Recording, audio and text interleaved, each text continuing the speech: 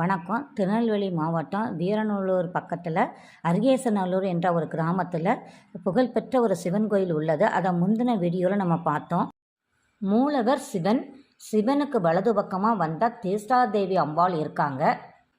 சிவனதுக்கு இடது பக்கமாக போனால் குபேரருக்கு தனி சன்னிதானம் இருக்குது. தேஷ்டாதேவி அம்பாள் யார், அவங்கள பற்றிய விளக்கம் என்னன்னு கோயில் அர்ச்சகர் சொல்லுவாங்க, நம்ம கேட்கலாம். இவங்க தான் ஜேஷ்டாதேவி.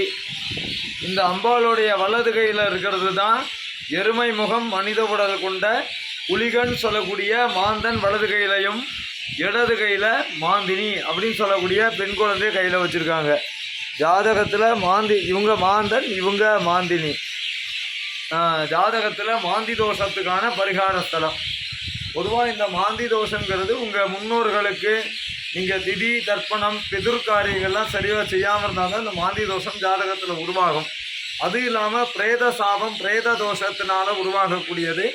ஒரு உயிர் இறந்துருச்சுன்னா 100 மீட்டர் தூரத்துக்கு வீடுகளில் விளக்கு ஏற்றக்கூடாது, தாம்பத்தியம் இருக்கக்கூடாது, பிணத்தை தாண்டக்கூடாது, இறந்து போனவங்களை அவதூறாக பேசக்கூடாது, ஈமச்சடங்குகளை தடுத்து நிறுத்தக்கூடாது, பிரேதத்தை தூக்க விடாமல் இடைஞ்சல் பண்ணக்கூடாது.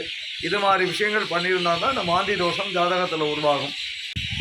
நிம்மதியான உறக்கமும் செல்வ வளங்களும் தரக்கூடிய லக்ஷ்மி தேவியோட அக்கா மூத்த தேவியான மூத்தவள்னு சொல்லக்கூடிய ஜேஷ்டாதேவி அம்பாள்.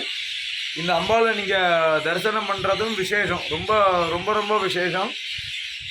நமக்கு மனிதர்களுக்கு இருக்கக்கூடிய 64 வகை தரித்திரங்கள் 64 வகை சொல்லப்பட்டிருக்கு. அந்த 64 வகையான தரித்திரங்களையும் விளக்கக்கூடிய அம்பாள் இவங்க. நிம்மதியான உறக்கம் செல்வ வளங்களும் கிடைக்கும்.